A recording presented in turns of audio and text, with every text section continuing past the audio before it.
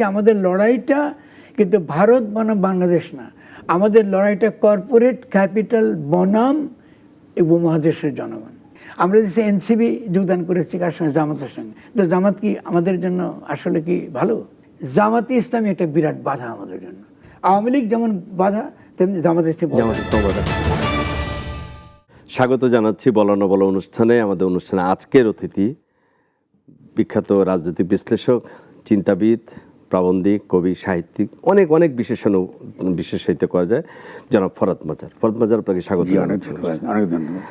ফরহাদ ভাই, আপনাকে যতটুকু চিনি ব্যক্তিগতভাবে, আপনি প্রচলিত ধারার রাজনীতির যে অবস্থা, সেই অবস্থানের বিপরীত অবস্থানে থেকে খুবই শক্ত কথা বলেন। আমরা দেখেছি যখন যে সরকার থাকে, বিগত 16-17 বছরে শেখ হাসিনার সরকারের সময় তো দেখেছি কোথাও না কোথাও যে কথাগুলো বলতে হয়, অনেকে বলে না, সেটা বলেন, বিরাগভাজন হয়েছেন। প্রফেসর ইউনূসের অন্তর্বর্তীকালীন সরকারের পরে প্রথম যে কয়েকজনকে আমরা কথা বলতে দেখলাম তার বিরুদ্ধে, তার কার্যক্রমের বিরুদ্ধে, তার মধ্যে আপনি একজন ছিলেন। আমি এই কথার অবতারণা করলাম, আপনি, আমার মনে পড়ে আপনি বলেছিলেন এই অভ্যুত্থান বা বিপ্লব যেটা হোক, এটা ডিপ স্টেট করেছে, আমেরিকা করেছে, এটা আমেরিকার স্বার্থে। এটা তখন কেউ এটা স্বীকার করে, কিন্তু অনেকদিন পরে এটা জানা গেল যে আসলে ডিপ স্টেট এটার সাথে জড়িত ছিল, উপদেষ্টারাই বলছেন। আপনি কি বলবেন যে তাহলে আমাদের অন্তর্বর্তী সরকার যে ছিল যতদিন ক্ষমতায়, তারা কি আসলে আমাদের দেশের পারপাস সার্ভ করলো নাকি আমেরিকার পারপাস সার্ভ করেছে? আপনার মনে আছে কিনা যে পুরো গণঅভ্যুত্থানের আগে কেমন, এই যে আপনার আমি বলেছিলাম গণঅভ্যুত্থান হওয়ার আগে ওই অধিকার পরিষদ, যেটা নুরুজের যে সংগঠন, সেখানে আমি বলেছিলাম দেখো তোমরা সরকার বদলের জন্য এত পরিশ্রম করার দরকার নেই, কারণ যে জিও পলিটিক্যাল যে সিচুয়েশন এবং মূলত দক্ষিণ এশিয়ায় মার্কিন যুক্তরাষ্ট্রের যে স্বার্থ, সেই স্বার্থের জায়গায় দাঁড়ালে পরিষ্কার বোঝা যায় তারা শেখ হাসিনাকে তারা চায় না, তারা সরকার বদল করবে। ফলে আমাদের জন্য সরকার বদলের জন্য আন্দোলন করার দরকার নেই। আমাদের কি করতে হবে তাহলে? আমাদের আমরা কীভাবে রাষ্ট্রটা গঠন করব, এটা হলো মূল ইস্যু। আর আপনি তো জানেন আপনি যে 2024 সালে গণঅভ্যুত্থান হয়েছে, 2023 সালে আমি যে গ্রন্থ লিখেছি এটা হচ্ছে গণঅভ্যুত্থানের গঠন, মানে মোটামুটি ইতিমধ্যে বাংলাদেশে বিখ্যাত তার গ্রন্থটা তার একটা পরিচিতি আছে। তো তরুণরা তার দ্বারা প্রভাবিত হয়েছে, তার সেখান থেকে অনেক কিছু তারা নিয়েছে, তারা বুঝতে পেরেছে যে কীভাবে কৌশলগত পদক্ষেপগুলো নিতে হয়, ফলে গণঅভ্যুত্থানটা হয়ে গেছে। তো গণঅভ্যুত্থানে যখন হয়ে গেছে তখন তর্কটা কী ছিল? তর্কটা হলো কি, আমরা কি একটা নতুনভাবে বাংলাদেশকে গঠন করবার জন্যে একটা গঠনতান্ত্রিক প্রক্রিয়া শুরু করব, নাকি আমরা শেখ হাসিনার সংবিধান আবার ফিরে নিয়ে এসে আবার সেই পুরনো রাষ্ট্রকে কায়েম রেখে আমরা খালি একটা উপর দিয়ে প্রভাব দিয়ে যাব? তো তখন থেকে আপনি দেখেছেন যে আমি বারবারই বলেছি যে আমরা অন্তর্বর্তীকালীন সরকার গঠন করতে হবে। এখন আপনার ভাষার মধ্যে আমি দেখতেছি আমরা কিন্তু অন্তর্বর্তীকালীন সরকার গঠন করি নাই, আমরা করেছি উপদেষ্টা সরকার। এটা কিন্তু ডক্টর ইউনূসের দোষ না, এটা কিন্তু কারো দোষ না। বাংলাদেশের বুদ্ধিজীবী শ্রেণী যারা সরকার এবং রাষ্ট্রের পার্থক্য বোঝে না, এটা এদের দোষ। মানে যে শ্রেণীটা মূলত বেশি কথা বলে কিন্তু সবসময় ভুলভাবে ব্যাখ্যা করে জনগণের কথা, তো পরিষ্কার বোঝার ব্যাপার আছে। তো ফলে বারবার এখন দেখেন অন্তর্বর্তীকালীন সরকার বলে, ইন্টারিম গভর্নমেন্ট বলে, আমরা তো ইন্টারিম গভর্নমেন্ট তৈরি করি নাই। এটা সেনা সমর্থিত উপদেষ্টা সরকার, মানে সেনাবাহিনী। পরবর্তী খেয়াল করেন যে কালের কণ্ঠে একটা সাক্ষাৎকারে যে চুপ্পু শাহাবুদ্দিন উনি স্বীকার করলেন যে তিনি এবং সেনাবাহিনীর 3 জন প্রধান এবং আর কে বিএনপি মিলেই তারা এই পরিস্থিতিটা করেছে, মানে ডিপ স্টেট না, এই 3 জনেই মিলে গণঅভ্যুত্থানকে আবার পুরানো শেখ হাসিনার রাষ্ট্রে, মানে হাসিনা ব্যবস্থাটা তারা টিকিয়ে রাখতে সক্ষম হলো। একটা বিষয় যেটা আপনি বলছেন যে হ্যাঁ, যে আমেরিকা শেখ হাসিনাকে পছন্দ করছে না, আমেরিকা তার নিজের স্বার্থেই এই রেজিম চেঞ্জ করে দিবে, এবং সেটা হয়েছেও না। আপনি এটা কিন্তু পছন্দ হবে না। আমি একটু বলি, প্রথম কথা হলো মার্কিন যুক্তরাষ্ট্রের এখানকার যে ইন্দো প্যাসিফিক স্ট্র্যাটেজিটা কি, এটা বুঝতে হবে তাকে, আমাদেরকে। ফলে ইতিমধ্যে তার বার্মা মানে বার্মাকে কেন্দ্র করে তার একটা কৌশলগত আছে, সে কি করবে কিন্তু জানা কথা সবই। এখানে কোনো ডিপ স্টেট নেই। আমেরিকান যুক্তরাষ্ট্র কী চায়? আমেরিকান যুক্তরাষ্ট্র ডেফিনেটলি চায় যে এই যে বার্মা যে চীনের সঙ্গে সম্পর্কিত যে রেজিম, এটাকে উৎখাত করে সে বার্মাকে কয় ভাগে ভাগ করতে চায়, এবং এদিকে আরাকান এবং চিটাগাং মিলিয়ে সম্ভব হলে সেটা আলাদা রাষ্ট্র সে কায়েম করতে চায়। This is what the American strategy is. তার সঙ্গে সেন্ট মার্টিন ফিলিপিন্সের কথা বলছেন, এটা ইম্পর্টেন্ট না, এটা হলো মূল ইস্যু। সেকেন্ড হলো এক্সেস টু ব্লু ওয়াটার, মানে আপনার যে বঙ্গোপসাগর দিয়ে আপনার ইন্ডিয়ান ওশানে ঢোকাটা তার মূল উদ্দেশ্য। তো আমেরিকাতে ওটা লুকাইতে পারে না, এমন না যে আমি গোপনে কথাগুলো বলছি, তার তো সবই তার দলিলের মধ্যে আছে। তাহলে আমাদের তো যদি আমরা এখানে সত্যিকার অর্থে বাংলাদেশের স্বার্থ দেখতাম, তাহলে মার্কিন যে যে স্ট্র্যাটেজি যেটা আছে এটাকে কেন্দ্র করলেই তো আমার রাজনীতিটা আমি সাজাতাম। ঠিক আছে না? ওকে, নাম্বার ওয়ান। নাম্বার টু হলো যে আপনি তো এই পর্যন্ত ইকোনমিকে বাংলাদেশকে যদি টিকে রাখতে চান, তাহলে কী কী জিনিস আপনি শক্তিশালী করবেন? প্রথম হলো তার অর্থনৈতিক ব্যবস্থাকে শক্তিশালী করবেন। আপনি তো একটা ইকোনমিক পলিসিতে আপনার লাগবে অবশ্যই। আচ্ছা, তা সেটা করতে কী করতে হবে আপনাকে? প্রথমত জনগণ একদম দৈনন্দিন তার যে প্রয়োজন, খাদ্য দরকার, তার বাসস্থান দরকার, তার পুষ্টি দরকার, তার চিকিৎসা দরকার, এগুলো তো এনশিওর করবেন আপনি। কিন্তু আপনি তো দেখছেন এর আগে কোনো সরকার কিন্তু এগুলো এনশিওর করে না। কেন করে না? খাদ্য ব্যবস্থা তো বাংলাদেশের সমাধান করা খুবই সহজ কাজ। আপনি খালি বিষ বন্ধ করে দেন, পেস্টিসাইড ব্যবহার বন্ধ করেন, অল্প কয়েকটা কোম্পানি, বেশি কোম্পানি তো না, আপনি বিষ বন্ধ করে দিবেন, আপনি পানি দূষিত করা বন্ধ করেন, বাংলাদেশ মিষ্টি পানিতে শ্রেষ্ঠ। আর সাধারণ মানুষ কিন্তু করে খেতে পারবে, ও নিজেই কিন্তু চাষাবাদ করে তার খাদ্যের যেটা দরকার এটা আপনি করবেন। সেকেন্ডলি, বাংলাদেশ তো ইতিমধ্যে ভালো হোক মন্দ হোক একটা এক্সপোর্ট ওরিয়েন্টেড ইন্ডাস্ট্রিয়ালের মাধ্যমে একটা এন্টারপ্রিনিয়র ক্লাস গড়ে উঠছে। তো ওদেরকে আপনি ওদের মধ্যে 100টার মধ্যে যেগুলো বদমাশগুলো আছে, যেগুলো আপনি লুটেরা আছে, ওগুলো বাদ দিয়ে যারা রিয়েলি এখানে এন্টারপ্রিনিয়র ম্যানেজমেন্ট গড়ে তুলেছে, দেশ সম্পর্কে ভাবে, শ্রমিককে নিয়ে চিন্তা করে, এদেরকে সাপোর্ট দেন না আপনার চীনের মতন, যে ঠিক আছে you are doing it, be partner to the state, তোমার ইনভেস্টমেন্টের দরকারটা কি? আমি তোমাকে ইনভেস্টমেন্ট দিচ্ছি, লুটপাটের তো দরকার নেই, আমি ইনভেস্টমেন্ট দিচ্ছি, ইউ ডু দ্য বিজনেস। আপনি যেটা করেন নাই, আপনি কি করলেন? আপনি উল্টা করলেন কি, ওই যে শেখ হাসিনা ক্যাপাসিটি পেমেন্টের নামে আপনি কি করলেন, আবার তাদের দলের কিছু লোকজনকে আপনি লুট করতে দিলেন। ক্যাপাসিটি পেমেন্ট মানে কি? আপনি বাজারে কোনো প্রতিযোগিতা করবেন না, আপনি বাজারের কিচ্ছু করা লাগবে না, আপনি খালি রাষ্ট্রের সঙ্গে চুক্তি করবেন, আপনি বসে বসে খালি টাকা নেবেন। আপনি কি, যে আপনি এই বিদ্যুৎ উৎপাদনের একটা জিনিস বসাইছেন আর বসে বসে আপনি রাষ্ট্র থেকে টাকা নেবেন, এই ব্যবস্থা করেছেন আপনি কেন? ফত ভাই, আপনার কথা দিয়ে চমৎকার অনেকগুলো পয়েন্ট এসেছে। আসলে আমরা আমাদের আলোচনার সময় চেষ্টা করবো এর মধ্যেই বিষয়গুলো দর্শকদের জানানোর জন্য। যেমন আমি নিজেই খুব কৌতূহল বেড়ে গেল আমার, যেমন এই যে আমরা একটা একটা করে আসি, যে যদি আমাদের এভাবে রেজিম চেঞ্জ হয় বা এইটা হলো, এতগুলো তাজা প্রাণ চলে গেল যারা কোনোদিন আর আসবে না, পঙ্গুদের কথা ভাবেন, হাজার হাজার, মানে আমার দেশের মানুষ, ভাই বোন, বন্ধুরা যারাই গেছে, তারা এই পঙ্গুত্ব বরণ করেছে, তাদের মানে তাদের পরিবারগুলোর কথা আমরা আসলে কেউ জানি কিনা জানি না, কতটুকু এখন জানি। আমার প্রশ্ন হচ্ছে, আশা প্রত্যাশা নিয়ে যেভাবেই হোক 5 আগস্ট পরবর্তী 8 আগস্টে প্রফেসর ইউনূস সাহেব যখন রাষ্ট্র ক্ষমতা আসলেন, এই যে আপনি বললেন যে আমরা একটা রাষ্ট্রটাকে গঠন করতে হবে, নতুন করে একটা করতে হবে, সেইখান থেকে যদি নির্বাচন এবং গণভোট, তারপরে আজকের বাংলাদেশ, কিন্তু শেষ পর্যন্ত আপনি কি দেখেন নতুন বাংলাদেশকে আসলে আমরা গঠন করতে পারছি, নাকি আসলে মনে হচ্ছে যে এখান থেকে আস্তে আস্তে উত্তরণের পথে যেতে পারবো আমরা? না, আমরা একটা ভয়ঙ্কর বিপদের মধ্যে ঢুকে গেছি, ভয়ঙ্কর বিপদের মধ্যে ঢুকে গেছি। এবং সেটা খুবই আশঙ্কাজনক। প্রথম কথা হলো যে যে আপনি দেখুন ভূরাজনৈতিকভাবে যদি তাকান, আচ্ছা ট্রাম্পের যদি আচরণ দেখেন, তারা কিন্তু আইন টাইন কিছু মানে না, কিচ্ছু না। ওকে, পরে ইন্টারন্যাশনাল ল বলে কিছু নাই, নাথিং। আপনি যে কোনো একটা আন্তর্জাতিক আইনের আশ্রয়ে আপনি কোনো সুযোগ নেবেন, এটা দেশকে রক্ষা করবেন, এটা কিছু নাই। এবং ইন দ্য মিন টাইম দেখুন, আমরা কিন্তু আজকে ভারতের যে বিজেপি দক্ষিণবঙ্গে, পশ্চিমবঙ্গে বিজেপি কিন্তু জিতে এলো, এটা কিন্তু খুব সিগনিফিক্যান্ট ব্যাপার, আমাদের নিরাপত্তার জন্য সাংঘাতিক বড় ধরনের হুমকি। এখন এটার জন্য তো আমাদের কোনো প্রস্তুতি নেই, আমাদের কালচারাল প্রস্তুতি নেই, আমরা বুঝতেছি না যে কোন দিকে আমাদের যাচ্ছে। ইকোনমি কোনো রূপান্তরের, কোনো সংস্কারের কোনো চেষ্টাই নেই।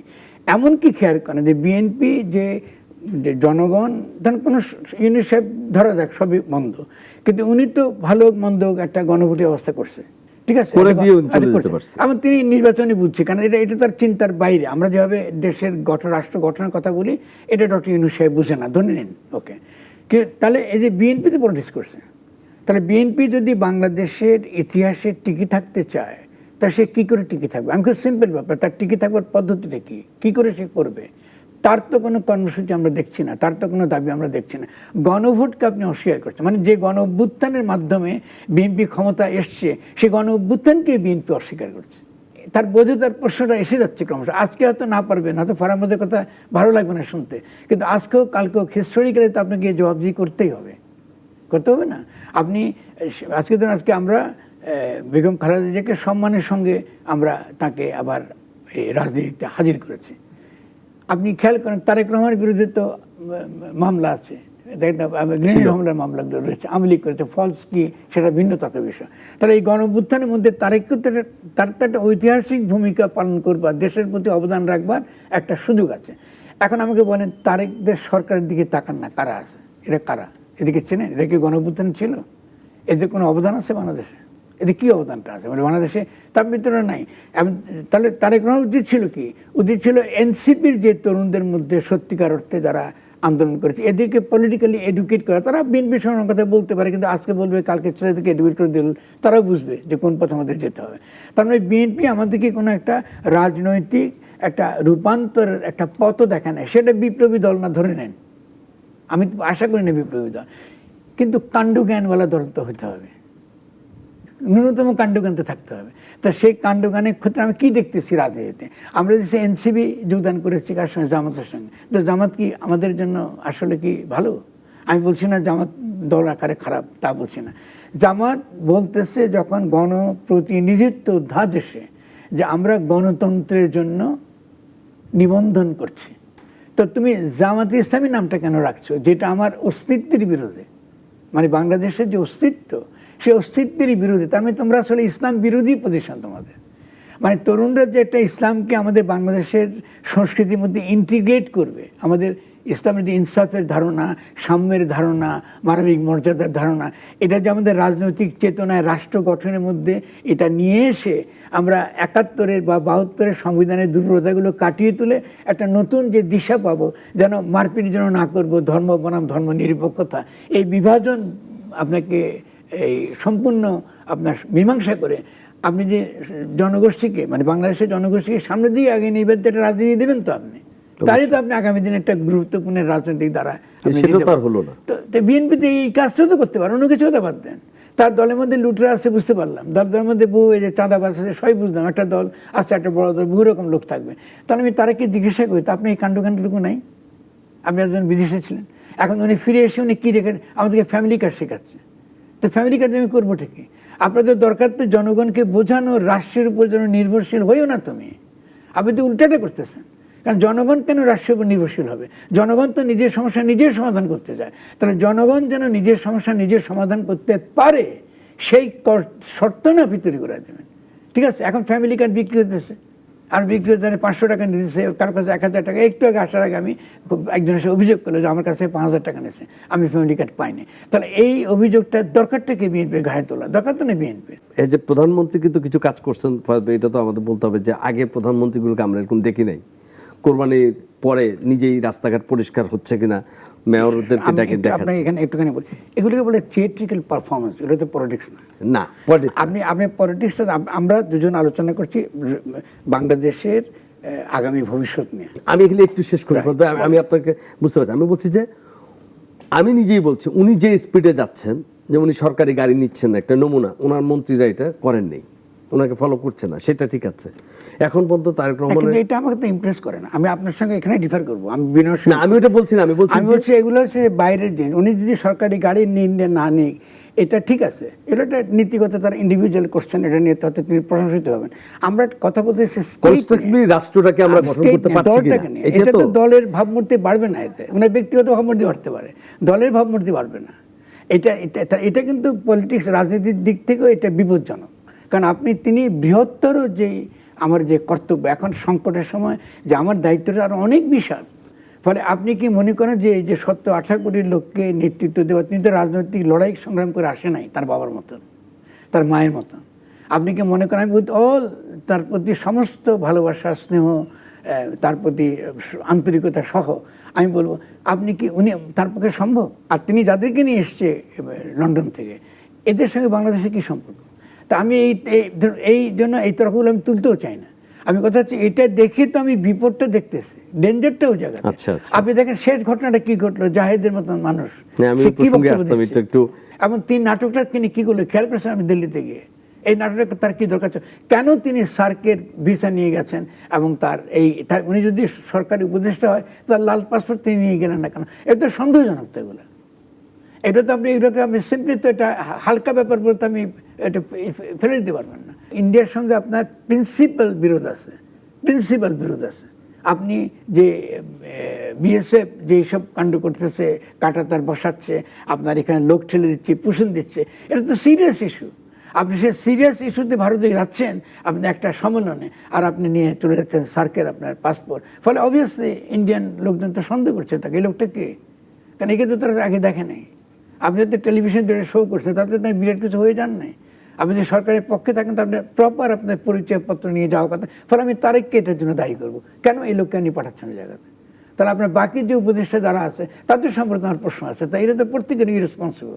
আপনি যেই প্রসঙ্গটা এনেছেন এটা আমাদের মানে এটা খুবই বিস্মিত করেছে, এবং অনেক আন্তর্জাতিক সংবাদগুলো ভারতে আমাদের এখানে মধ্যপ্রাচ্যের অনেক কাগজেও মানে এই বাংলাদেশের প্রধানমন্ত্রী উপদেষ্টাকে বা তথ্য উপদেষ্টাকে ভারতে ইমিগ্রেশনে নাজেহাল হতে হয়েছে, বা এক একজন এক এক শিরোনামে এসেছে।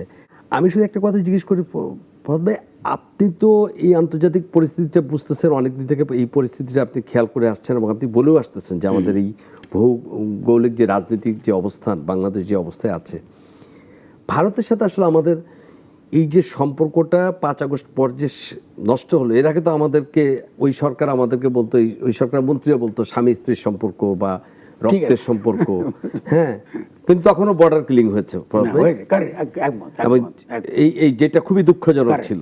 কিন্তু এর পরবর্তীতে অবস্থাটা এমন দাঁড়ালো যে আমরা একটা নির্বাচিত সরকারের অপেক্ষায় থাকলাম, যে নির্বাচিত সরকার আসলে, তাদের সেনাপ্রধান বলেছিল ভারতের যে নির্বাচিত সরকার আসলে ভারত বাংলাদেশের সাথে আমাদের দুই দেশের সম্পর্ক স্বাভাবিক হবে, জনগণের সাথে।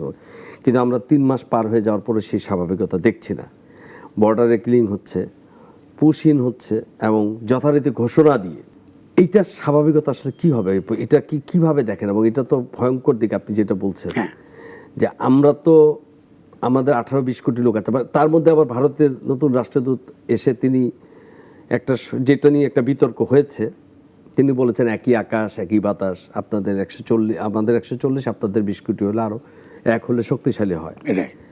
এগুলো নিয়েও এক ধরনের স্পেকুলেশন শুরু হয়েছে, বা অনেকে অনেক ধরনের মন্তব্য করছে। আপনি আসলে এটাকে কিভাবে দেখেন পুরো বিষয়টাকে? না, একটা হচ্ছে সংকটকে আমরা কি করে চিহ্নিত করছি, নাম্বার 1। 2 নাম্বার, সেই সংকটকে চিহ্নিত করে এটা সমাধানের আমাদের এই যে সমাজের মধ্যে রাজনৈতিক চিন্তা ভাবনা পরিকল্পনা আছে কিনা, ওকে আমরা সেভাবে আপনাকে হাজির করছি, আমি একটা করে হাজির করছি। প্রথমত, এই আলোচনাটা ভুল হবে যদি আমরা ভারত কথাটা ব্যবহার করি। ভারত বলে কোনো একটা কিছু নাই। এটা বিভিন্ন জাতি, বিভিন্ন ধর্ম, বিভিন্ন সংস্কৃতি, বিভিন্ন ভাষা, ঠিক না, বিভিন্ন শ্রেণী স্বার্থ এটাকে জড়িত। যদি আপনি বলেন এটা কর্পোরেট ইন্ডিয়া, মানে ইন্ডিয়াতে যেই কর্পোরেশনগুলো ভারতের জনগণকে শোষণ করে এবং এই বিভাজন টিকিয়ে রাখে, হিন্দু মুসলমান বিভাজন টিকিয়ে রাখে, এটা যেমন আমাদের শত্রু, এটা ভারতের জনগণের শত্রু। This is first thing. ফলে প্রথম কাজটা হবে আমাদের যে কোনো বক্তব্য উচ্চারণের আগে আমাদেরকে মনে রাখতে হবে ভারতের জনগণ আর ভারত এক না। This is very important. ফলে এবং ভারতীয় জনগণের মধ্যে ইতিমধ্যেই হিন্দুত্ববাদের বিরুদ্ধে একটা বিরাট লড়াই চলছে দীর্ঘদিন ধরে, নতুন নয় কিন্তু এটা। এবং শেষ যেটা হয়েছে, হ্যাঁ, ককরোচ পার্টি আছে। কারণ ককরোচ পার্টির সামনে একটু আপনাকে একটা ইঙ্গিত দেয়। দেখুন, এর আগে আমি বারবারই বলেছি যে 5ই অগাস্টে আমাদের এখানকার তরুণদের নেতৃত্বে যে গণঅভ্যুত্থান ঘটেছে, এটার কিন্তু প্লাবন, এটার কিন্তু প্রভাব সারা বিশ্বে পড়বে, সবার আগে পড়বে উপমহাদেশে। আপনি আমার পুরনো লেখা পড়ে দেখবেন।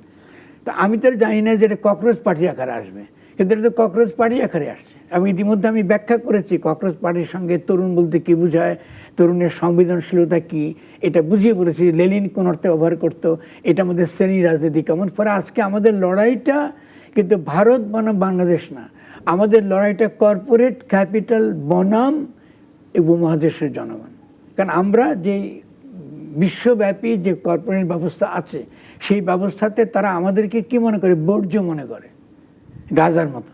তারা পারলে আমাদের কয়েক কোটি লোক মেরে ফেলে, তাদের কোনো গায়ে আসবে না। 2 নম্বর, তারা আমাদেরকে কি বাজার মনে করে, আমাদেরকে শোষণ করতে চায়, আমাদের কাঁচামাল তারা নিতে চায়। তাহলে এই ক্ষেত্রে একটা গুরুত্বপূর্ণ ধারণা আমি বলছি দীর্ঘদিন ধরে, সেটা বলে প্রান্তিক ভূখণ্ড। মানে ধরুন আজকে বাংলাদেশ, পশ্চিম বাংলা, কি মেঘালয়, কি আসাম, কি আপনার ওদিকে বিহার, এরা কিন্তু একটা প্রান্তিক ভূখণ্ড। মানে এটা একটা, যদি গ্লোবাল কর্পোরেট ক্যাপিটালের চোখে দেখেন, এটা তার চোখে কিন্তু শোষণের একটা জায়গা, সস্তা শ্রম পাবার জায়গা, সস্তা কোনো কিছু উৎপাদন করে তার দেশে নিয়ে যাবার জায়গা। তাহলে আমাদের লাগবে ইউনিটি। কিসের unity? Against the corporate capital, global, যেটা আমাকে শাসন করছে, শোষণ করছে। ফলে ওই যে ত্রিবেদী যে কথা বললেন, ত্রিবেদী তো এই কথা বলছে না, ত্রিবেদী কর্পোরেট ক্যাপিটালের জায়গাতে এই কথাটা বলতেছে। আচ্ছা, যে তোমরা ওই সস্তা শ্রমশক্তি থাকবা, আমরা তোমাদের কাঁটা তারে আটকে রাখবো যেন কোনো দিকে যেতে না পারবা। কম পয়সায় তুমি গার্মেন্ট ইন্ডাস্ট্রি, তোমার দেশের গার্মেন্ট ইন্ডাস্ট্রি দিয়ে তুমি খাটবা, যাতে কম পয়সা আমি আমার মাল বিক্রি করতে পারি বা ইউরোপে যেতে পারে, মার্কিন যেতে পারে।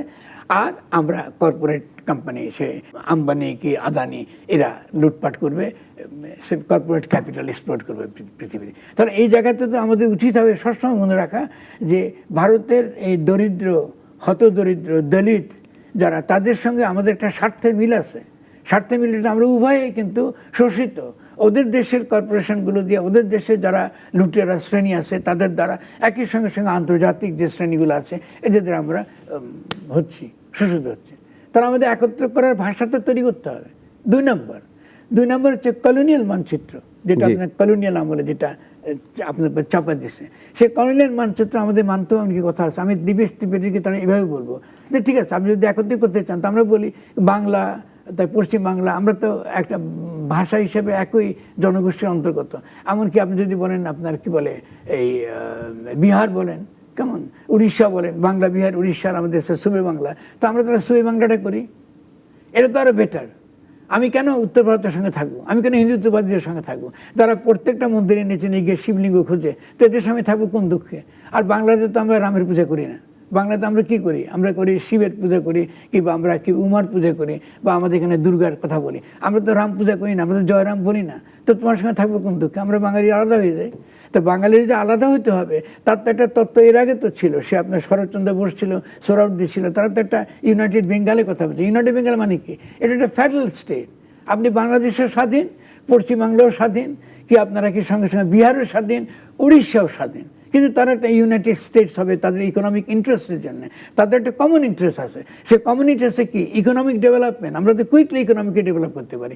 আমাদের নদীকে রক্ষা করা, আমাদের বন্যাকে নিয়ন্ত্রণ করা, আমাদের কৃষিকে বিকশিত করা, আমাদের টেকনোলজিকে আমরা ডেভেলপ করা, আমাদের যেসব ক্ষেত্রগুলো আমরা ভালো করছি, গার্মেন্ট বলি, এগুলোকে আরও সমৃদ্ধ করা, আমাদের আভ্যন্তরীণ বাজারকে আরও বড়ো করা, এটা তো আমাদের ইন্টারেস্টের জায়গা। তো ঠিক আছে, দিবেশ ত্রিবেদী বলি ঠিক আছে, আপনি দেখতে পারেন না, কে উত্তর ভারত নিয়ে থাকেন, আমরা তার এদিক দিয়ে আলাদা হয়ে যাই। আর ইন দ্য মিন টাইম উনি চাইলে তো ঠেকা রাখতে পারবেন না, কারণ দিবেশ ত্রিবেদীকে বুঝতে হবে যে ইতিমধ্যে মণিপুর তার হাতছাড়া হয়ে গেছে।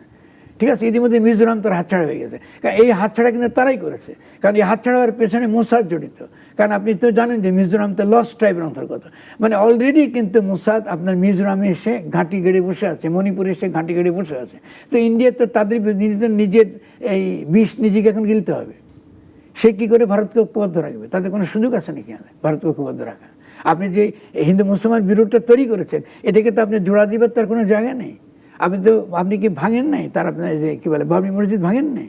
ভেঙেছেন আপনি। ভেঙে আপনার শুধু বাবরি মসজিদ ভাঙাটা ঠিক আছে, হয়েছে একটা মবের কারণে, বা যে কোনো হিন্দুত্ববাদীরা ভেঙে দিয়েছে। কিন্তু আপনার বিচারপতিরা কি রায় দিল? সেই রায় তো অনেকগুলো রায় দিচ্ছে, যেগুলো ইনসাফের পক্ষে হচ্ছে না। তো আপনি তো এই ভারত নিজেই যে অখণ্ড থাকবে কিনা সেটাই সমস্যা। আর তিনি এসে আছেন আমাদেরকে বক্তৃতা দিতে আসতেছেন। এই বক্তৃতা দিতে লাভ না রে ভাই, এই বক্তৃতা আমরা বক্তৃতা দেবো। তাহলে আমরা তো এই বক্তৃতা দিতে চাই না। কেন চাই না? কারণ আমি দুর্বল দেশ। আমরা চাই না যে দিল্লি আমাদের উপর একটা নেতিবাচক দৃষ্টিভঙ্গির দিক। কিন্তু যদি ত্রিপাঠী এরকম বক্তৃতা দেয়, তাহলে আমরা বক্তৃতা দেবো। আমরা বলে ঠিক আমরা সুবে বাংলা চাই। খুবই সুন্দর বলেছেন। আমি প্রথমে একটু বলি যে এই সমসাময়িক এই ঘটনাগুলোর মাঝখানে হঠাৎ করে একটা রব উঠলো সামাজিক যোগাযোগ মাধ্যমে, যে শেখ হাসিনা যেহেতু ভারতে আছেন এবং মাঝে মধ্যেই শোনা যাচ্ছে, এবং হঠাৎ করে দেশের বিভিন্ন অঞ্চলে, জেলা শহরে, খোদ রাজধানীতেও আওয়ামী লীগের ঝটিকা মিছিল হচ্ছে। মিছিলটাও একটু বড়ই হচ্ছে। পাশাপাশি শেখ হাসিনা বেশ সরব, এবং একটা কথা বলা হচ্ছে যে তিনি এই দেশে চলে আসবেন, 1 কোটি 2 কোটি লোকের সমর্থন নিয়ে ঢাকা শহরে আসবেন। তার একটা, আপনি কি মনে করেন, সলিমুল্লাহ স্যার যদিও বলেন যে যদি শেখ হাসিনা এদেশে আবার আসতে পারে তাহলে তার সকল মেধা বা জ্ঞান বৃথা, আপনি কি মনে করেন আসলে কোনো ভবিষ্যৎ দেখেন কিনা? আমি বিনয়ের সঙ্গে বলি, আমি এত সরলীকরণ করবো না আর কি। শেখ হাসিনা তো আমার জন্য ইম্পর্টেন্ট ইস্যু না। আমাদের জন্য ইম্পর্টেন্ট ইস্যু, গুরুত্বপূর্ণ ইস্যু হলো গণঅভ্যুত্থানের মধ্য দিয়ে জনগণের যে অভিপ্রায়টা আমরা দেখেছি ব্যক্ত হয়েছে, এটাকে আমরা বাস্তবায়িত কী করে করবো। সেই অভিপ্রায়টা খুব সিম্পল, আমরা এটা নতুনভাবে বাংলাদেশকে গঠন করতে পারবো কিনা। এই নতুনভাবে বাংলাদেশ গঠন করবার যে স্বপ্ন বা যে কল্পনা, এই কল্পনার মধ্যে কিন্তু এই সুবে বাংলার কথা বললাম, দ্বিবেশ ত্রিপাঠীর বিপরীতে এই কল্পনা কিন্তু আছে, এত হালকা ভাববেন না ওটাকে। এই কল্পনা কিন্তু বাংলাদেশের জনগণের মধ্যে কিন্তু ঢুকে গেছে। আপনি কলোনিয়াল মানচিত্র দিয়ে আপনি কেটে দিবেন আর বলেন যে এটা হলো ভাগ করেন বাংলা আর পাঞ্জাব, আর আমরা মেনে নিব কলোনিয়াল আমাদের সিদ্ধান্ত, এটা তো নাও হতে পারে। কারণ সেই সিদ্ধান্ত কেন মেনে নিব না? কারণ আমরা তো শ্রমিক, আমরা তো খেটে খাওয়া মানুষ, আমরা তো কৃষক। আমাদের কৃষক যেরকম করি, পশ্চিমবাংলার কৃষক একইভাবে করি, একইভাবে নিপীড়িত। পশ্চিমবঙ্গের দলিত নিপীড়িত। আপনি যেটা বললেন, একটু ইন্টারাপ্ট করি আপনার গণঅভ্যুত্থানের সেই আমাদের স্বপ্ন, যে আকাঙ্ক্ষা, যে নতুন বাংলাদেশ গঠনের যে পরিকল্পনা, সেটা কীভাবে সব একটা সংসদ গঠিত হয়ে গেল, সেই সংবিধান অনুসারে দেশ পরিচালিত হচ্ছে, সংবিধান সংশোধন হবে, অনেক জায়গায় একটা কমিটি করছে, সংবিধান অনুসারে দেশ পরিচালিত হচ্ছে না, কোথাও ধরতে দিচ্ছি আপনার, আমি বুঝে গেছি আমি কি বলতেছেন। তাহলে আর কখন কিভাবে না, সেটা তো এই একই কথা তো আমাকে 2023 সালে বলা হয়েছিল, হয়েছে তো। হ্যাঁ হয়েছে, আমি যখন অনেকগুলো প্রাণের বিনিময়ে, না সব পৃথিবীতে আবার আমরা এরকম রক্ত ঝরাবো, সেটা ভিন্ন কোশ্চেন। আপনি এই রক্ত ঝরানোর কথাটা কারা বলে? যারা ক্ষমতা থেকে সুবিধা ভোগ করে, ক্ষমতার সুবিধা যারা ভোগ করে। হ্যাঁ, তোমরা স্থিতিশীলতা চাও না, তোমরা আবার রক্ত ঝরাতে না। আমরা তো রক্ত ঝরাতে চাই না, রক্ত তো তোমরা ঝরাচ্ছ, আমরা তো ঝরাচ্ছি না। তুমি তো আমার কথা শুনতে চাইছো না, তুমি লুটপাট করতে চাইছো। তো তুমি কে লুট করতে এসছো আমার এখানে? ইতিমধ্যে ইসলামী ব্যাংক নিয়ে দেখতে কি হচ্ছে, আপনি দেখতে পাচ্ছেন না ওকে? তাহলে আপনি কি মনে করেন সাধারণ জনগণ বসে থাকবে? এটা তার দেখবে খেলে চোখে চোখে তাকে? এটা হতে পারে? 17-18 কোটি মানুষের মধ্যে সব এরকম করবে? ফলে এটাই তো ইস্যু। তাহলে বিএনপি যদি এটা বুঝতে পারতো, তাহলে তো সেই পথে যেত না।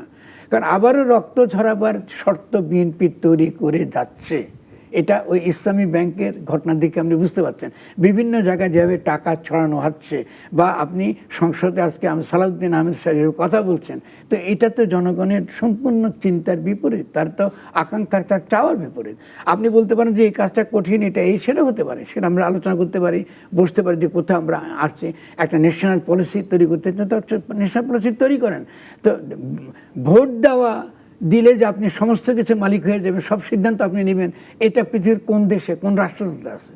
আপনি নির্বাচিত হয়েছেন, প্রথমত যদি হয়েও থাকেন, এই নির্বাচন তো অবৈধ, আমি বারবারই বলছি। এই নির্বাচন তো কোনো বৈধতা নেই, কারণ এই নির্বাচন তো হওয়ার কথা 2025 সালে। আপনি এই নির্বাচনটা যদি আপনার হওয়ার কথা কবে হয়েছিল? শেখ হাসিনা লাস্ট 2029 সালে হয়, 2029 সালে হওয়ার কথা, 25 সালে না, 29 সালে হওয়ার কথা। তো আপনি এই নির্বাচন কৃষি ভিত্তিতে করছেন, কোন কনস্টিটিউশনের ভিত্তিতে? আপনি কনস্টিটিউশনে মানবেন না, আবার কনস্টিটিউশনের কথা বলবেন, এটা তো হবে না রে ভাই। আপনি মুখে বলতে আমি কনস্টিটিউশন মতো চলবো, আবার আপনি কনস্টিটিউশন মানছেন না, তো এটা কি? আবার আপনি গণভোটে মানবেন না। আপনি একটা দিকে থাকবেন। যদি আপনি কনস্টিটিউশন না মানেন, ভালো কথা, তাহলে জনগণের ইচ্ছা মানেন। গণঅভ্যুত্থানের যে অভিপ্রায়টা হচ্ছে ইচ্ছা মানে, যদি মনে করেন যে এই ইচ্ছা ফরামদার যেটা বলে এটা ঠিক না, তো জনগণের কাছে যান, দেখেন জনগণ কি বলে, আলোচনা করেন। আপনাদের কাছে আসুক, সাংবাদিক কাছে শুনুক জনগণ কি চেয়েছে। আবার অ্যাট দ্য সেম টাইম আপনি রাষ্ট্রের কথা বলবেন, সংবিধান দেখাবেন আমাকে প্রতি সংসদে, আর সংসদকারী বানাবেন একটা থিয়েটার, একটা নাটক, যাতে আমি মূল ইস্যু থেকে সরে গিয়ে খালি সংসদের নাটক দেখে থাকবো। এইভাবে তো জনগণ হতে পারে। আমাদের সদ্য এই উপদেষ্টা পরিষদে, আপনার ভাষায় বলে উপদেষ্টা তো নিয়ে যে গঠিত সরকার, সেনা সমর্থিত প্রফেসর ইউনূসের নেতৃত্বাধীন, তার যে পররাষ্ট্র উপদেষ্টা তহিদ সাহেব, তিনি বলেছেন আওয়ামী লীগ আগামী নির্বাচনে অংশ নেবে। তার মানে আমি বলছি যে অংশ নিতেই পারে, আওয়ামী লীগের জনসমর্থন আছে দেশে, অস্বীকার করার উপায় নেই। আমি শুধু জিজ্ঞেস করছি যে তাহলে যেই গণ অভ্যুত্থান যখন করা হলো, তখন যেই প্রতিশ্রুতিগুলো দেয়া হয়েছিল, এখন আপনি কি মনে করেন এগুলো কি শুধু মুখের কথাই থাকবে নাকি? আমি মনে করি না। প্রথমত পৃথিবীতে কোনো রেভলিউশনারি চেঞ্জ পতন হতে পারে, এটা পিছিয়ে পড়তে পারে। ঠিক আছে, আমরা 69-এ গণঅভ্যুত্থান হয়েছে না, মনে আছে আপনার? আচ্ছা, 69 ঠিক আছে, 69 গণঅভ্যুত্থান 71-এ গিয়ে বাংলাদেশ স্বাধীন হয়েছে তো। তাহলে এই যে গণঅভ্যুত্থান, এটাকে আমরা আপাতত ব্যর্থ দেখছি, আমি কিন্তু ব্যর্থ দেখছি না। এটা পুরো উপমহাদেশকে জ্বালিয়ে দেবে। এ থেকে এত সিম্পলভাবে ভাববার কোনো কারণ নেই। এবং এটা চিন্তা চেতনা, রাজনৈতিক তর্ক বিতর্ককে সম্পূর্ণ বদলে দিচ্ছে। আপনি তরুণদের লেখা পড়েন, আপনি আমাদের লেখা পড়েন, সমস্ত তর্ক বিতর্ক যেগুলো আমরা চিন্তাই করি নাই, আগে চিন্তা করতে পারতাম, আমরা খুব সহজে এখন চিন্তা করতে পারছি, আমি বলতেও পারছি। শুধু আমরা বলছি তাই না, আমার সঙ্গে সঙ্গে ভারতের জনগণও বলতেছে, আমার সঙ্গে একমত হয়। তারা তার আমার বিরোধী, কারণ জনগণের পক্ষে থাকা আর ভারত রাষ্ট্রের পক্ষে থাকা এক জিনিস না, ঠিক না, দুটো জিনিস। আমরা ভারতীয় জনগণের বিরুদ্ধে না, কিন্তু তথাকথিত হিন্দুত্ববাদী ভারতীয় রাষ্ট্রের বিরুদ্ধে। তো এখন আপনার ধরতে হচ্ছে, আমি মনে করি যে অবশ্যই এই স্পিরিট যেটা আমরা দেখেছি গণঅভ্যুত্থানে, এটা ম্রিয়মান হবে না, এটা অ্যাজ এ মেমোরি থাকবে। এবং সেটা যখন আসবে, এই ব্যর্থতার ইতিহাসটা লোকে যাবে, ঢুকবে। সেই ব্যর্থতার ইতিহাসের যখন সে বারবার যাবে, তার কিভাবে সম্ভাবনাগুলো কিভাবে নষ্ট করা হয়েছে, এটা আমাদের রাজনীতির কেন্দ্রে বারবারই উঠে আসবে। এখন আপনি বলতে পারেন আমরা এটাকে কত সময় লাগবে, সেটা তো আমি বলতে সেটা আসলে কেউ বলতে পারবে না। আমি ক্লিয়ার বলছি, কিন্তু যেই জায়গাটা আমি বলছিলাম যে তৌহিদ ভাই যখন এই কথাটা বলেন এবং তিনি যেহেতু বলছেন যে আওয়ামী লীগ কথা বলতে, আমি দেখছি আপনাকে। প্রথমত আওয়ামী লীগ তো নির্বাচন অংশগ্রহণ করেছে, তো অবশ্যই করেছে। আর বিএনপি কি করে ক্ষমতা আসলো? হ্যাঁ, বিএনপি কি করে ক্ষমতা? হ্যাঁ, আওয়ামী লীগের ভোটাররা ভোট দিয়েছে, একই তো কথা। তবে তো আওয়ামী লীগ নির্বাচন করা মানে কি? আওয়ামী লীগ মানে কি বলে কি কোনো মানুষ আছে? আওয়ামী লীগ নামে কোনো ব্যক্তি আছে যে গিয়ে ভোট দেয়? না, সেটা নেই। তাহলে তৌহিদ সাহেব এসব ফালতু কথা বলা বন্ধ করতে হবে, কারণ তিনি তো আওয়ামী লীগের দালাল ছাড়া কিছু ছিলেন না। এটা ফালতু কথা বলা বন্ধ করতে হবে আপনাকে। আওয়ামী লীগকে আমরা দেখেন, আমার কথা কি ছিল, আমি যখনই গণঅভ্যুত্থান হয়েছে তখন পরিষ্কার আমি বলছি রিকনসিলিয়েশন এবং রিকনস্ট্রাকশন। পুরনো আপনি ভিডিওতে, তাহলে আমাদের দরকারটা হচ্ছে রিকনসিলিয়েশন এবং রিকনস্ট্রাকশন। মানে আওয়ামী লীগের ধরুন আজকে যে এর আগে যে শেখ মুজিবুর রহমানের নেতৃত্বে যে রাজনীতি ছিল, তার তো ইতিবাচক ব্যাপার আছে। আমরা যে কারণে আজকে জামাত ইসলামী আমরা গ্রহণ করছি না, যার ফল হিসেবে আমরা 71 যুদ্ধ, অবশ্যই তার রিকনসিলিয়েশন মানে কি? হিস্ট্রিকে পুনর করে পাঠ। আর তুমি যে অপরাধ করেছো স্বীকার করো, তুমি যে লোক মেরেছ, আয়নাঘর বানাচ্ছ, মানুষ গুম করেছো, এক্সট্রাজুডিশিয়াল কিলিং করেছো, ওগুলো তুমি স্বীকার করো। আর তুমি যে স্বীকার করো যে কার হুকুমই করেছো, তার কথা বলো, এবং সেই লোকগুলোর লাশগুলো কোথাও আমাদেরকে দেখাই দাও। মানে ব্যাপারটা খুব সিম্পল। রিকনসিলিয়েশন এবং জাস্টিসের যে কথাটা আমরা নেলসন ম্যান্ডেলার কাছে শুনেছি, তার মর্মটা হলো এই যে যেই ঘটনাটা ঘটেছে আসলে কী করে ঘটেছে এটা আমরা জানতে চাই। যখনই আমরা জানবো, তখন যারা ক্ষতিগ্রস্ত তারা যদি তোমাদেরকে ক্ষমা করে দেয়, অবশ্যই তুমি ক্ষমা পাবে। আমি পরিষ্কার আপনি যেটা বলেছেন আমি বুঝে গেছি।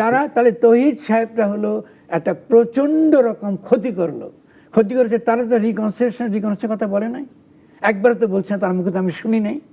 তাহলে তার তো বলা উচিত, এটা আমাদের করা দরকার। এটা আমি এখনও মনে করি করা দরকার। কারণ বাংলাদেশে প্রচুর আওয়ামী লীগের আছেন যারা কোনো অপরাধের সঙ্গে জড়িত না, কিন্তু আপনি তাকে অপরাধের সঙ্গে জড়িত করছেন। তাকে তো লজ্জিত হওয়ার কিছু না, তার সঙ্গে আমার এখনও মত পার্থক্য থাকতেই পারে। বড় কথা, সে দেশের নাগরিক। তাহলে রিকনসিলিয়েশন এবং রিকনস্ট্রাকশন এক জিনিস। আর আওয়ামী লীগকে ভোট আনা মানে কি? আওয়ামী লীগকে তুমি ক্ষমতা আনতে চাও, তাই তৌহিদ আনোয়ার? এটা তো এক কথা না। তুমি যে আওয়ামী লীগকে ক্ষমতা আনতে চাও, এটা তো তোমরা করেছো আসলে। তাহলে এই রাজনীতি সম্পর্কে আমাদের অবশ্যই হুঁশিয়ার হতে হবে। আওয়ামী লীগের বিরুদ্ধে আমি মনে করি আওয়ামী লীগ অ্যাজ এ দল, এটা একটা হিস্টোরিক্যাল দল, ভুল আছে, তার ইতিবাচক অবদানও আছে। আমরা যারা বিচক্ষণ, আমরা যারা ইতিহাসকে বিচার করতে চাই সততার সঙ্গে, সেখানে তো আমরা কখনোই শেখ মুজিবকে তো রবার দিয়ে মুছতে পারবেন না। আপনি যেমন ভাসানীকে রবার দিয়ে পারবেন না মুছতে, সোহরাওয়ার্দীকে পারবেন না, মৌলানা ভাসানীকে পারবেন না, ঠিক আছে না? ঠিক তেমনি শেখ মুজিবকেও পারবেন না। কিন্তু শেখ মুজিবের যে অবদান, এটা স্বীকার করার পরও আওয়ামী লীগ যে একটা ফ্যাসিস্ট দল ছিল, এবং আমাদের যে অগ্রগতি, আমাদের যে উন্নয়ন, আমাদের যে উন্নতির পথে একটা বড় ধরনের বাধা ছিল, এইটা তো আপনাকে স্বীকার করলে আমরা এক ধাপ এগিয়ে যাব। কিন্তু আওয়ামী লীগকে ক্ষমতা আনার কথা বলছে, যেরকম তৌহিদ আনোয়ার যে ভাষায় কথা বলছে, এটাকে বন্ধ করতে হবে।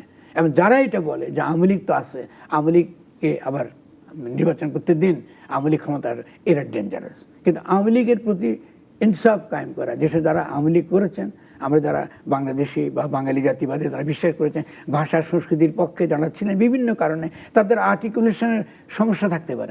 আমি বাঙালি জাতিবাদী না, কিন্তু বাংলা ভাষার সংস্কৃতির পক্ষে আপনি আমাকে জোর করে নতুন করে খতনা দেওয়ার দরকার নেই। আপনি আমাকে আবার খতনা দিয়ে মুসলমান বানাতে চান, যেটা জামাত ইসলাম করতে চান। এটা করতে গিয়ে জামাত ক্ষতি করছে আমার। কারণ তরুণরা তো 71 সালে তো আলবদর রাজাকার ছিল না। ফলে সেই তরুণদের ইসলামকে তার মতো করে বুঝতে, তার মতো করে বাংলাদেশের সংস্কৃতি রাষ্ট্র গঠনে সে যেন ভূমিকা রাখতে পারে, সেই ক্ষেত্রে জামাতে ইসলামী একটা বিরাট বাধা আমাদের জন্য।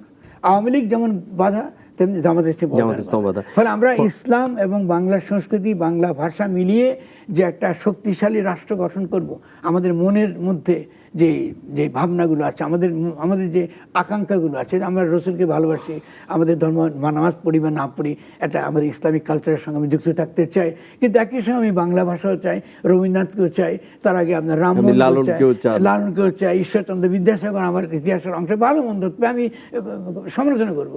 তাহলে কিন্তু আপনি তার বাইরে গিয়া আপনি যদি কিছু করতে চান, এটা একবার শেষ একটা প্রশ্ন, যেটা আপনি আমাকে আজকে ভালো লাগলো, মানে আমার মনে হলো আপনার কথা যে আপনি খুবই আশাবাদী মানুষ, যে স্পিরিটটা নিয়ে উঠেছিল এখানে কোনো দলমত নির্বিশেষে দিন শেষে একটা খুব শক্তিশালী বাংলাদেশ গঠন করতে চাই আমরা, যেখানে ইনসাফ থাকবে, যেখানে মানুষের কথা থাকবে, ন্যায্যতার কথা থাকবে, মানবিক মর্যাদার রাষ্ট্র হবে, যেইটাই আপনি চাচ্ছেন। তো সেইটার ক্ষেত্রে একটা যেটা সবচেয়ে বড়, যে প্ল্যাটফর্মটাকে ঘিরে মানুষের একটা আশার সঞ্চার, যেমন আপনাকে বলা হয় তাদের প্রথম দিকের মেন্টর, যে এনসিপি, আপনি কি একটু ফরাদ ভাই কখনো রিয়েলাইজেশন করছেন, যেমন উম্মে তামিমা নামে একটা মেয়ে ছিল যে এক পর্যায়ে ছেড়ে যেতে বাধ্য হলো, এবং তার যে মতামতগুলো আমি যেগুলো পড়েছি তাতে মনে হয়েছে যে সে যখন দেখেছে যে এই যাদের উপরে আশা ছিল তাদের মধ্যে কারো মধ্যে ক্ষমতার চাওয়ার স্পৃহা, কারো মধ্যে মানে আরাম আয়েসি জীবনের স্পৃহা, এবং মাহফুজ আলমের সর্বশেষ যে